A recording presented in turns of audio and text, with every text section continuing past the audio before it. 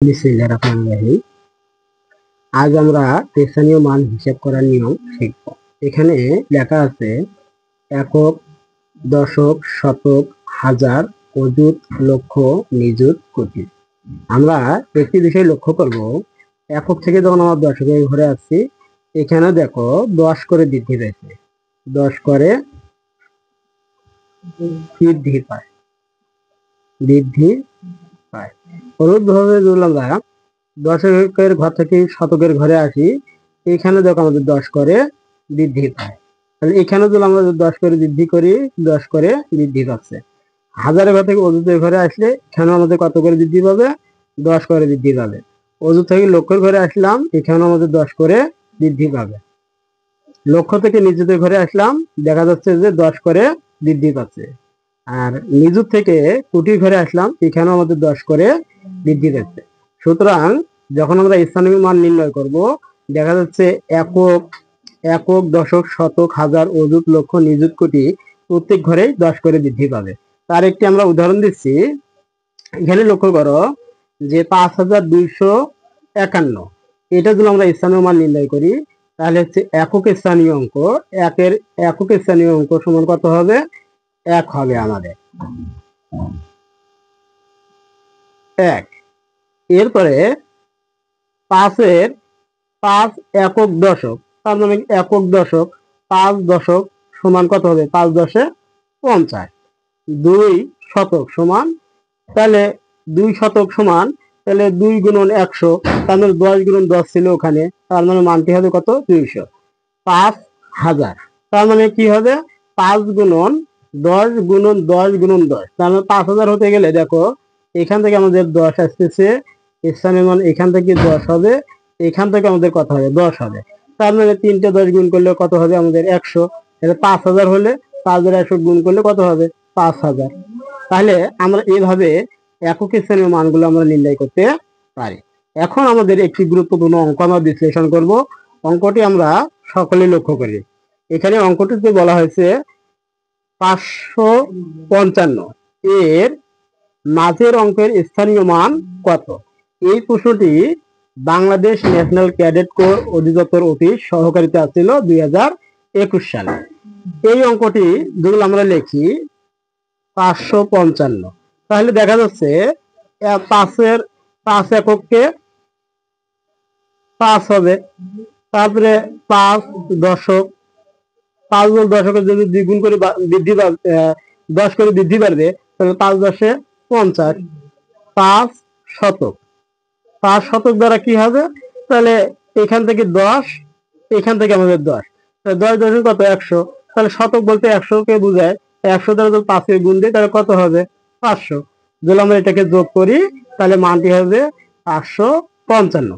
কিন্তু আমাদের অপশনটি বলা হয়েছিল 555 এর মাঝের অঙ্কের স্থানীয় মান কত? তাহলে মাঝের অঙ্ক কত ছিল?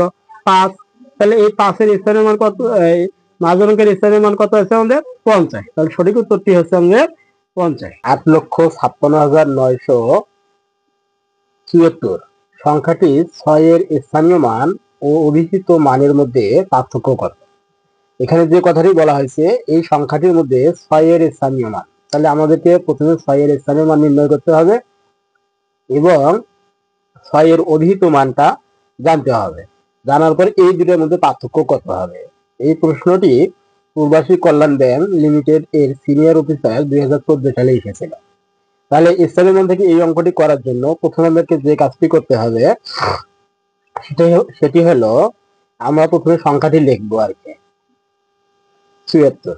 লেখার পরে তাহলে আমরা জানি কি যে একক, দশক, শতক, হাজার, যেহেতু প্রত্যেক ক্ষেত্রে 10 করে বৃদ্ধি পাবে, তাহলে সেহেতু আমাদের মানটি হচ্ছে একক, দশক, শতক, হাজার। তাহলে 6 এর স্থানীয় মান হচ্ছে কত? তাহলে 6000।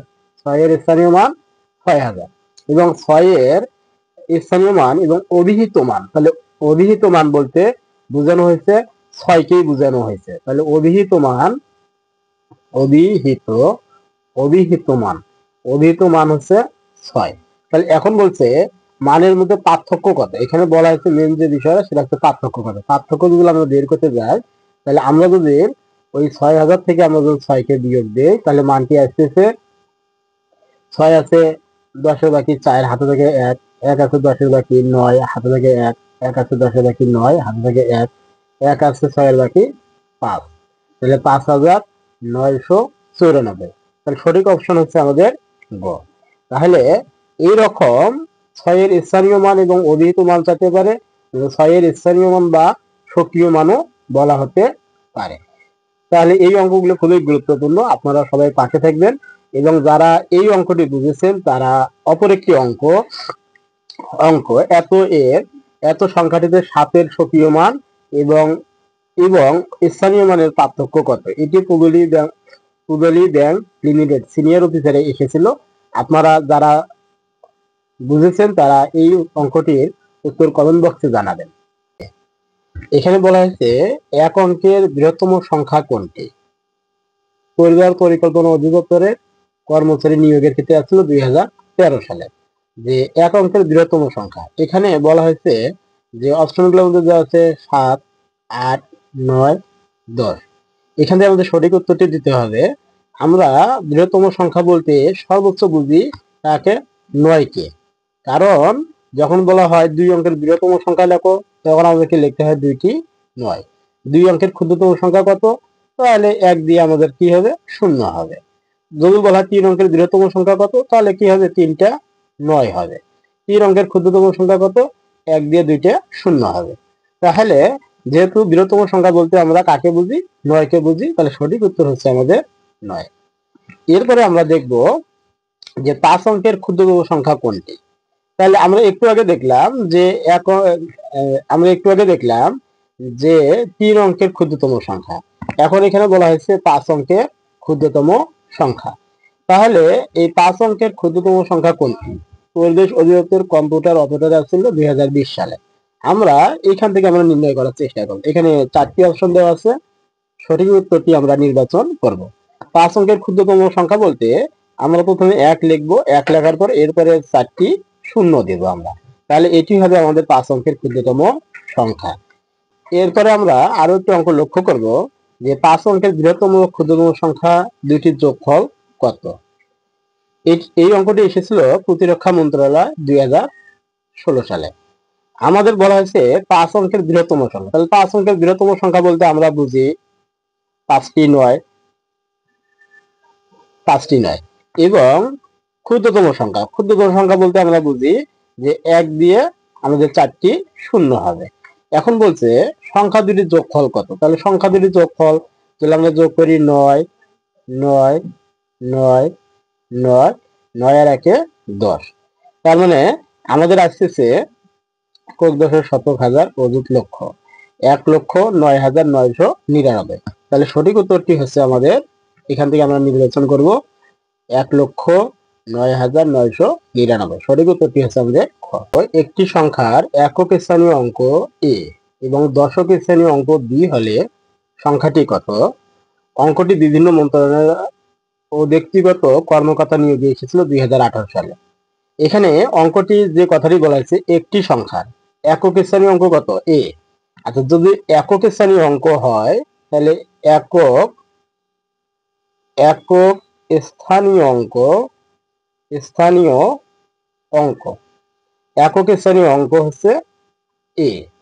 এরপরে বলা হয়েছে দশক স্থানীয় অঙ্ক b হলে, তাহলে দশক স্থানীয়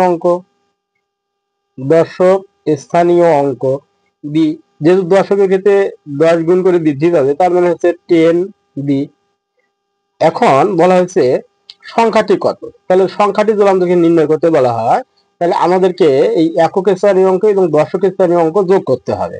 যদি আমরা যোগ করি তাহলে একক স্থানীয় অঙ্ক a প্লাস দশক স্থানীয় অঙ্ক হচ্ছে 10b।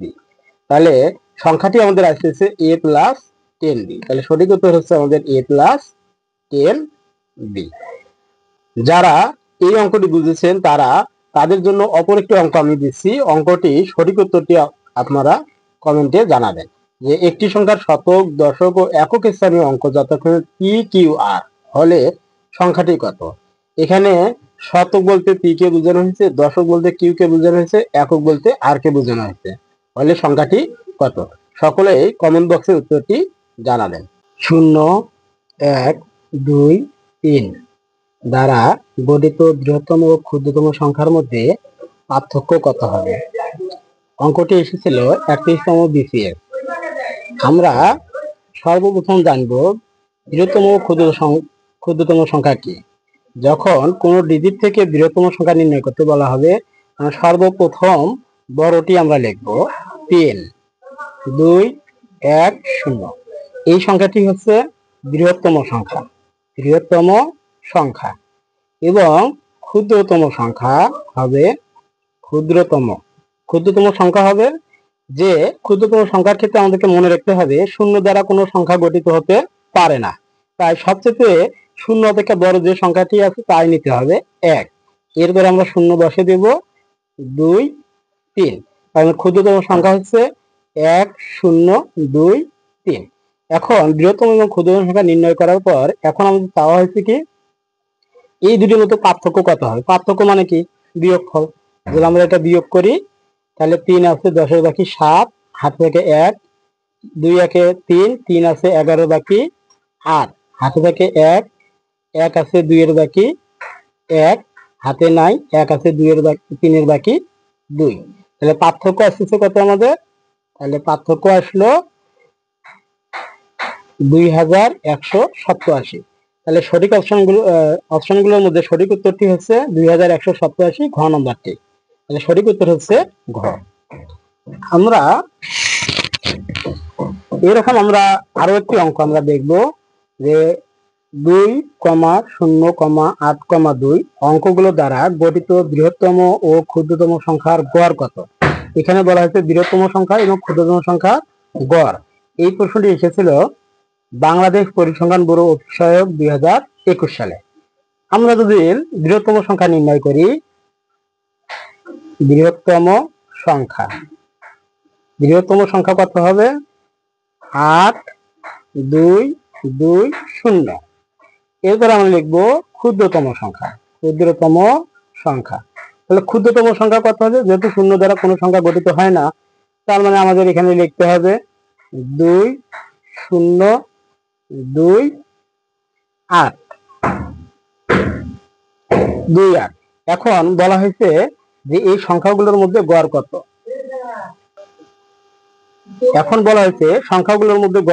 আমরা যদি এটা যোগ করি তাহলে সংখ্যা দুটি আমাদের প্রথমে যোগ করতে হবে। যোগ করলে সংখ্যা দুটি হবে 8, 4, 2, তারপরে 8 আর 2 10 আর কি, এত হবে। যেহেতু গড় চাইছে এবং বৃহত্তম সংখ্যা এবং ক্ষুদ্রতম সংখ্যা দুইটি সংখ্যা আছে, তার মানে 2 দ্বারা এই সংখ্যাটিকে ভাগ করতে হবে।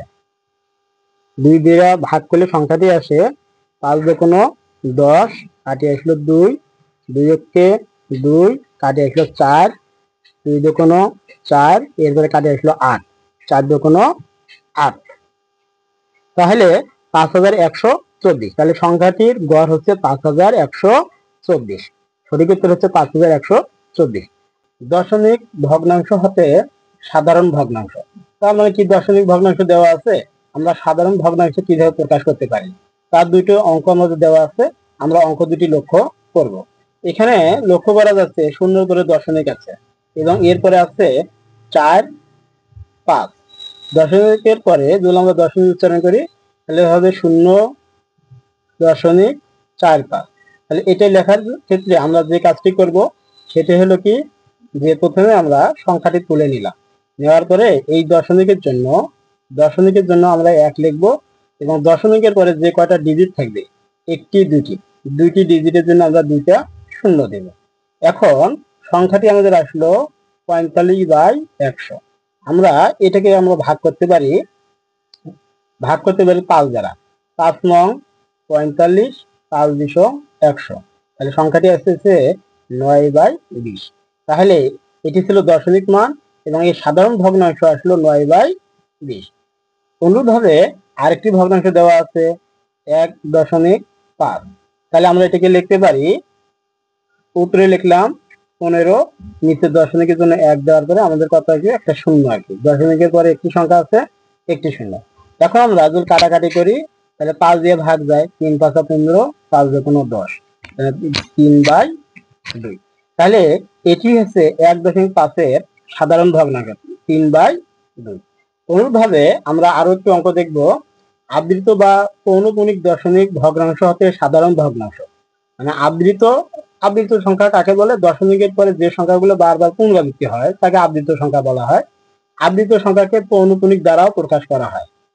তাহলে আবৃত বা পৌনপুনিক দশমিক ভগ্নাংশ হতে সাধারণ ভগ্নাংশ, যেহেতু সাধারণ ভগ্নাংশের কথা বলা হয়েছে, তাহলে আমরা এই পৌনপুনিক যুক্ত সংখ্যার জন্য দশমিকের পরে যে কয়টা পৌনপুনিক যুক্ত সংখ্যা থাকবে সেই কয়টি 9 লিখতে হবে। এখানে যেহেতু একটি সংখ্যার উপর পৌনপুনিক, তাহলে একটি 9 হবে। এবং দশমিক এবং পৌনপুনিকের মাঝে যদি অনাবৃত সংখ্যা থাকতো তাহলে আমরা 0 লিখতাম। যেহেতু এখানে কোনো অনাবৃত সংখ্যা নেই তাই আমরা 0 লিখবো না। তাহলে সংখ্যাটি হবে 3/9। আমরা যদি কাটাকাটি করি তাহলে 3 কে 3, 3 3 9, তাহলে সংখ্যাটি আসছে 1/3। তাহলে আবৃত বা পৌনপুনিক দশমিক ভগ্নাংশ হতে সাধারণ ভগ্নাংশ। তাহলে 0.3 এর উপর পৌনপুনিক থেকে আমরা পাইলাম কত? 1/3। অনুরূপভাবে আরো দুটি অঙ্ক দেওয়া আছে, আমরা অঙ্কগুলো ব্যাখ্যা করার চেষ্টা করব। এখানে দেখা যাচ্ছে 3 এর উপর পৌনপুনিক আছে, তাহলে একটা আমরা 9 লিখবো। এরপরে দেখো দশমিক এবং পৌনপুনিকটা উঠে যাবে। উঠে যাওয়ার পরে এখানে সংখ্যাটি কত হবে? 13 হলো। 13 লেখার পরে এই পৌনপুনিক ব্যতীত এখানে সংখ্যা আছে কয়টি? আরো একটি, তাহলে সেটাই আমাদের বিয়োগ করতে হবে। তাহলে 1 যদি আমরা বিয়োগ করি তাহলে কত হয়? 12/9। আমরা যদি কাটাকাটি করি তাহলে 3 3 9, 3 4 3 3 9, 3 4 12, 4/3। তাহলে 4/3 হচ্ছে আমাদের সাধারণ ভগ্নাংশ। এবং আমরা আরো একটি অঙ্ক ব্যাখ্যা করব। এই অঙ্কটির মধ্যে লক্ষ্য করা যাচ্ছে যে 1.05, এই 5 এর উপর পৌনপুনিক, যেহেতু 5 এর উপর পৌনপুনিক তার মানে একটি 9 হবে। এবং দশমিক এবং পৌনপুনিকের মাঝে অনাবৃত সংখ্যা আছে একটি, তাহলে আমাদের কত দিতে হবে? একটি 0। এখন যদি আমরা উত্তরের সংখ্যাটি লিখি তাহলে 105। এরপরে দেখা যাচ্ছে পৌনপুনিক ব্যতীত সংখ্যা আছে কত? 10, তাহলে 10 আমাদেরকে বিয়োগ করতে হবে, তার মানে 10 বিয়োগ করতে হবে।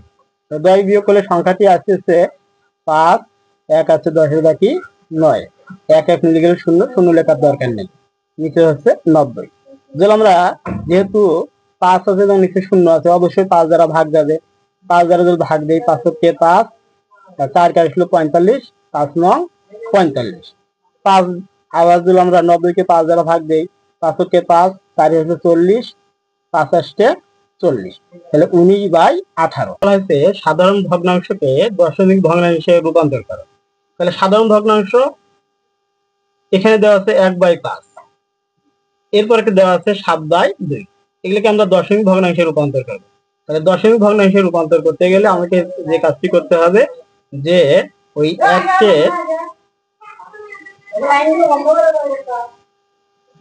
কে 5 দ্বারা ভাগ করতে হবে। তাহলে ভাগ যাচ্ছে না, একটি দশমিক দিয়ে আমরা একটা 0 লিখলাম, 5 দুগুণ 10, তাহলে মানটি আসলো 0.2। এটি হচ্ছে সাধারণ ভগ্নাংশ থেকে দশমিক ভগ্নাংশে রূপান্তর। অনুরূপভাবে অপর একটি সংখ্যা দেওয়া আছে যে 7/2, এটাকে যদি আমরা দশমিক ভগ্নাংশে প্রকাশ করি তাহলে 2 দ্বারা 7কে আমরা ভাগ করব। তাহলে 3 দুগুণ 6, কাটিয়ে আসলো 1, দশমিক দিলাম একটি 0, 5 দুগুণ 10, তাহলে 7/2 এর দশমিক ভগ্নাংশ আসলো 3.5। আমরা আরো একটি অঙ্ক নিয়ে কথা বলবো। অঙ্কটি হচ্ছে সাধারণ ভগ্নাংশকে আবৃত বা পৌনপুনিক দশমিক ভগ্নাংশে পরিবর্তন কিভাবে করা যায়। এখানে সাধারণ ভগ্নাংশ দেওয়া আছে 2.33333। এখন আমরা এটিকে যদি আমরা পৌনপুনিক দশমিক ভগ্নাংশে রূপান্তর করি তাহলে আমরা 2 থেকে ঠিক লিখবো পূর্ণ সংখ্যাটিকে, এরপর দশমিক দিব। এবং দশমিকের পরে দেখা যাচ্ছে 3 সংখ্যাটি বারবার পুনরাবৃত্তি হচ্ছে, যেহেতু বারবার পুনরাবৃত্তি হচ্ছে তাহলে একটি সংখ্যা লিখে তার উপর আমরা কি দিব? পৌনপুনিক দিব আর কি। তাহলে তখন এটি হবে কি সাধারণ ভগ্নাংশ থেকে পৌনপুনিক ভগ্নাংশে রূপান্তর। আমরা আরো একটি আবৃত বা পৌনপুনিক দশমিক ভগ্নাংশ আবৃত সংখ্যাকে পৌনপুনিক দশমিক ভগ্নাংশে রূপান্তর করব। এখানে লক্ষ্য করি 3.124 এভাবে আমাদের ডট ডট দেওয়া আছে, তার মানে অঙ্কটি আমাদের চলতেই থাকবে। এরূপ অঙ্ককে যদি আমরা পৌনপুনিকে রূপান্তর করতে যাই তাহলে প্রথম আমরা দশমিকের আগে লক্ষ্য করব পূর্ণ সংখ্যা বিদ্যমান আছে কিনা। এখানে পূর্ণ সংখ্যা বিদ্যমান আছে 3, আমরা 3 লিখলাম। লেখার পরে আমরা দশমিকটা দেব। এরপরে দেখা যাচ্ছে যে 1 2 3 1 2 4 এই আকারে সংখ্যাটি বারবার পুনরাবৃত্তি হচ্ছে। যেহেতু এই আকারে পুনরাবৃত্তি হচ্ছে, তাহলে আমরা এই পুনরাবৃত্তি যুক্ত সংখ্যাকে আমরা একটি সংখ্যায় রূপান্তর করব। 1 2 4 করার পরে এখানে আমরা 1-এর উপর পৌনঃপুনিক দিব, এখানে আমরা 4-এর উপর পৌনঃপুনিক দিব। তাহলে এটি সাধারণ ভগ্নাংশ থেকে পৌনঃপুনিক ভগ্নাংশে রূপান্তর হয়ে যাবে। 0.47 7-এর উপর পৌনঃপুনিক, তার মানে এটি হচ্ছে পৌনঃপুনিক যুক্ত সংখ্যা বা আবৃত সংখ্যা কে সাধারণ ভগ্নাংশে পরিণত করলে কত হবে। অঙ্কটি এসেছিল 32তম BCS এ। এখন এই অঙ্কটির ক্ষেত্রে আমরা যে কাজটি করব, 0.47 7-এর উপর পৌনঃপুনিক। আমরা প্রাথমিক আলোচনার মধ্যে শিখেছিলাম যে আবৃত বা পৌনঃপুনিক সংখ্যাগুলোকে কিভাবে দশমিক বা সাধারণ ভগ্নাংশে পরিণত করা যায়।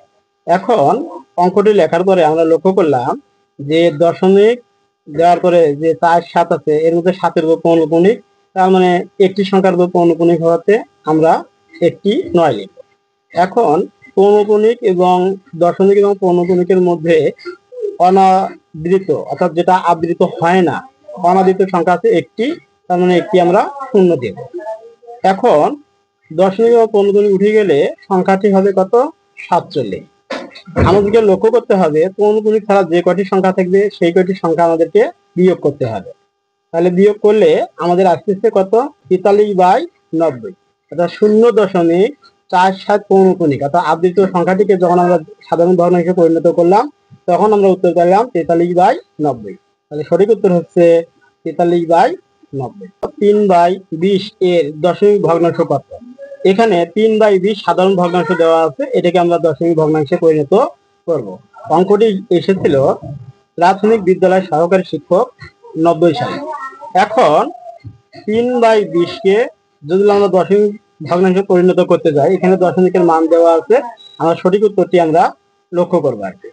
এখন আমরা কি করলাম, 20 দ্বারা 3-কে ভাগ করব। যেহেতু 3 ভাজ্য সংখ্যা অপেক্ষা ছোট, সুতরাং আমরা শূন্য দেওয়ার পরে একটা দশমিক নিব, দশমিক দেওয়ার পরে আমরা এখানে একটা শূন্য নিয়ে নেব আর কি। এখন দেখা যাচ্ছে যে ভাজ্য সংখ্যাটা বড় হচ্ছে, ভাজক সংখ্যাটা ছোট হচ্ছে। এখন আমরা যদি আমরা ভাগ দেই তাহলে মানটি আসতেছে 20 আমরা যদি বিয়োগ দিই 0 1, এটাকে 20 দ্বারা ভাগ যায় না, সুতরাং যেহেতু আমরা দশমিক দিছি এই জন্য আমরা একটা শূন্য লিখলাম। এখন 20 দ্বারা যদি এটাকে ভাগ দেই তাহলে 5-100, তাহলে ভাগফল আমাদের কত আসলো, ভাগশেষ কত আসলো, 0, ভাগশেষ হচ্ছে 0। এখন সঠিক অপশনটি আসলো আমাদের কত, 0.15। তাহলে সঠিক উত্তরটি হবে 0.15, তার মানে গ নম্বরটা হবে সঠিক উত্তর। এখানে বলা হয়েছে 0.35-কে সাধারণ ভগ্নাংশে প্রকাশ করলে কত হবে। এই অঙ্কটি এসেছিল BCS কনভেন্ট ও এক্সাম 2018 সালে। আমরা এইরূপ অঙ্ককে কিভাবে সাধারণ ভগ্নাংশে প্রকাশ করব, দশমিক ভগ্নাংশকে। তাহলে 0.35, আমরা এই দশমিকের জন্য আমরা 1 লিখবো এবং দশমিকের পরে যে কয়টি সংখ্যা আছে এই হরের মধ্যে আমরা সেই কয়টি আমরা শূন্য দিব। তাহলে দশমিকের কাজ যেহেতু আমরা করে নিলাম, তাহলে সংখ্যাটি হবে কত, 3 5 অর্থাৎ 35। এখন এটাকে আমরা যেহেতু এটি অপশনটার মধ্যে দেওয়া নেই, তাহলে আমরা এটাকে আমরা ভাগ করব। ভাগ করলে কত হবে, 5 দ্বারা, যেহেতু 5 আছে তার মানে লাস্টে 5 আছে, 5 দ্বারা এটাকে ভাগ যাবে এবং এখানে শূন্য আছে, এটাকে 5 দ্বারা ভাগ যাবে। 5 7 35, 5-100। তাহলে উত্তরটি আসছে 7/20। তাহলে সঠিক উত্তরটি আমরা দেখবো আমরা কত আসে, 7/20। ক নম্বরটি হচ্ছে সঠিক। অনুরূপভাবে আমরা আরো একটি অঙ্ক দেখব। অঙ্কটির মধ্যে বলা হয়েছে 1.16 এর সাধারণ ভগ্নাংশ কোনটি। এখানে অপশনগুলো দেওয়া আছে এবং এই অঙ্কটিও 29তম BCS এ এসেছিল। তাহলে আমরা সর্বপ্রথম সংখ্যাটি লিখব। লেখার পরে আমাদের যে কাজটি করতে হবে, এই দশমিকের জন্য আমরা 1 লিখব, দশমিকের পরে দুইটি ডিজিট আছে অর্থাৎ 1 6, তার মানে হরের মধ্যে আমরা দুইটা শূন্য দেব। তাহলে দশমিক উঠে গেলে সংখ্যাটি থাকতেছে 1 1 6, তার মানে কি 116। যেহেতু এখানে অপশনগুলোর মধ্যে 116/100 দেওয়া নাই, সুতরাং আমরা এটাকে কাটাকাটি করার চেষ্টা করব। এখন আমরা যেহেতু লাস্টে 6 আছে, তাহলে এই সংখ্যাটি অবশ্যই 4 দ্বারা বিভাজ্য হবে। 4 দ্বারা যদি ভাগ দেই তাহলে কত আসতেছে আমাদের? 4 দুগুণ 8, 9 10 11, 3 36, 4 9 36। এরপরে আমরা 4 দ্বারা এটা যদি 100 কে ভাগ দেই তাহলে আসতেছে 4 দুগুণ 8, 2 কাটে আসলো 20, 4 5 20। তো আমাদের সংখ্যাটি হচ্ছে 29/25। সঠিক উত্তর হচ্ছে 29/25। যখন অঙ্কগুলি করব তখন আমাদেরকে লক্ষ্য করতে হবে 0.02 আমরা আরো একটি শূন্য বসিয়ে দিলাম। তাহলে দেখা যাচ্ছে এখানে দশমিকের পর 3 ঘর হলো, ভাগটা ঠিকই থাকলো, এখানেও দশমিকের পরে 3 ঘর, 0.004। যেহেতু আমরা দশমিকের পরে ঘর সংখ্যাগুলো সমান করে নিয়েছি, তাহলে দেখা যাচ্ছে এখন যদি আমরা দশমিকগুলোকে তুলে দেই তাহলে এখানে হবে 20 ভাগ, এখানে হবে হচ্ছে 4। তাহলে 20 কে যদি আমরা 4 দ্বারা ভাগ দেই 4 5 20। তার মানে এই অঙ্কটির সঠিক উত্তর হচ্ছে 5। আমরা এইভাবে অসংখ্য আমরা দশমিকের ভাগের অঙ্ক করতে পারবো অতি সহজে। তাহলে আরেকটি অঙ্ক লক্ষ্য করি। এখানে লক্ষ্য করা যাক, এখানে দশমিকের পরে আছে 1 ঘর, আর এখানে দশমিকের পরে আছে 1 2 3 ঘর। তার মানে আমরা এই অঙ্কটিকে অর্থাৎ দশমিক যুক্ত মান থেকে দশমিকের পরে আমরা 3 ঘর তৈরি করে নিব। 0.6 দেওয়ার পরে আমরা আরো দুইটা শূন্য দিয়ে নিলাম। দুইটা শূন্য দিলে এখানে দশমিকের পরে 3 ঘর বিদ্যমান হলো। ঠিক এখানেও দেখো দশমিকের পরে আমাদের 3 ঘর বিদ্যমান আছে। এখন আমরা যদি দশমিক গুলোকে তুলে দেই তাহলে এখানে থাকতেছে আমাদের 600 ভাগ, এখানে থাকতেছে আমাদের শুধু 2। এখন 600 কে 2 দ্বারা যদি ভাগ দেই তাহলে মানটি হবে কত আমাদের? 300। এইভাবে আমরা অসংখ্য দশমিকের ভাগের অঙ্ক নির্ণয় করতে পারবো। এখানে বলা হয়েছে 0.1 গুণন 0.2 গুণন 0.3। যদি আমরা এই অঙ্কটি গুণ করতে যাই তাহলে আমাদের যে কাজটি করতে হবে, লক্ষ্য করতে হবে দশমিকের পরে কয় ঘর বিদ্যমান। এখানে দশমিকের পরে হচ্ছে 1 ঘর, এখানে দশমিকের পরে 1 ঘর, এখানে দশমিকের পরে হচ্ছে 1 ঘর। তার মানে আমরা যখন গুণ করে গুণফলটি লিখবো দশমিকের পরে মোট ঘর হবে আমাদের 3টি আর কি। এখন যদি আমরা সংখ্যাগুলো গুণ করি, এখানে দেখো দশমিক গুলোকে আমরা নিলাম, তুলে দিলাম, তাহলে এখানে 1 গুণন 2 গুণন 3। তাহলে আমরা যদি গুণ করি তাহলে কত হবে? 3 দুগুণ 6, 6 কে 6। যেহেতু আমরা দেখলাম যে দশমিকের পর 3 ঘর বিদ্যমান, তাহলে এই 6 সংখ্যাটার বাম পাশে আমরা আরো দুটো শূন্য বসে দেব। বসে দেওয়ার পরে আমরা দশমিক দেব আর কি। তাহলে দেখা যাচ্ছে 1 2 3, 3 ঘর পর দশমিক। তাহলে সঠিক উত্তরটি আসছে 0.006। এখানে প্রথম যে অঙ্কটি দেওয়া ছিল সেই অঙ্কটি হচ্ছে 1.5 গুণন 0.0010। এই অঙ্কটিকে আমরা খুবই দ্রুত এবং খুবই তাড়াতাড়ি আমরা করব ইনশাল্লাহ, সকলেই আমরা লক্ষ্য করি। এখন দেখো আমরা এখানে লক্ষ্য করব এখানে দশমিকের পরে একটি ঘর বিদ্যমান, এখানে দশমিকের পরে আমাদের 1 2 3 4, 4টি ঘর বিদ্যমান। আমরা আপাত দৃষ্টিতে দশমিকগুলোকে তুলে দেব। তুলে দিলে এখানে সংখ্যাটি হবে 15 গুণন, এখানে হবে কত আমাদের? দশমিক তুলে দিলে সংখ্যাটি হবে আমাদের কত? 10। যদি আমরা এটা গুণ করি তাহলে হবে কত? 150। যেহেতু দশমিকের পরে মোট ঘর আছে এখানে 4টি, এখানে 1টি, 5টি, সুতরাং আমাদের যে পূর্ণ সংখ্যাটি আসলো এর এর বাম পাশে আমরা আরো দুটি শূন্য বসে দেব। শূন্য বসে দিয়ে আমরা দশমিক দেব। তাহলে এই দশমিকের অর্থাৎ 1.5 গুণন 0.0015 গুণটি সম্পূর্ণ হবে। এইভাবে আমরা অতি সহজে দশমিকের গুণ আমরা নির্ণয় করতে পারি। আমরা এইরকম আরো কিছু দশমিকের গুণ সম্পর্কে কিছু অঙ্ক করব। আমরা অঙ্কটি লক্ষ্য করি। এখানে বলা হয়েছে 1.2 গুণন 0.005। আমরা কিভাবে গুণ করব? প্রথমে আমরা এই দশমিকটিকে তুলে দিলে এখানে সংখ্যাটি পাবো আমরা 12। এরপরে আমরা গুণ চিহ্ন দিলাম, এখানে দশমিক তুলে দিলে আমাদের সংখ্যাটি পাওয়া যাবে কত? 5। আমরা যদি আমরা এটা গুণ করি তাহলে গুণফলটি হবে কত? 5 12 60। যেহেতু এখানে দশমিকের পরে আছে 1 ঘর, এখানে দশমিকের পরে আছে 1 2 3 3 ঘর, তাহলে মোট ঘর সংখ্যা হলো কয়টি? 4টি। আর এখানে আমরা 2টি ঘর পাইছি, সুতরাং আমরা আরো 2টি শূন্য বাম পাশে আরো 2টি শূন্য বসে দিয়ে 1 2 3 4 4 ঘর আমরা পূরণ করে নিলাম। নেওয়ার পরে এখানে আমরা দশমিক দেব। তাহলে এই গুণফলটি হচ্ছে 0.0060। যারা এই অঙ্কগুলো থেকে উপকৃত হবা এবং যারা বুঝতে পেরেছেন তারা আরো 2টি দশমিকের গুণ দেওয়া আছে, এই 2টি গুণফল নির্ণয় করে কমেন্ট বক্সে অবশ্যই জানাবেন। এখানে যে প্রথম অঙ্কটি দেওয়া আছে 0.213 যোগ 0.00213 সমান কত?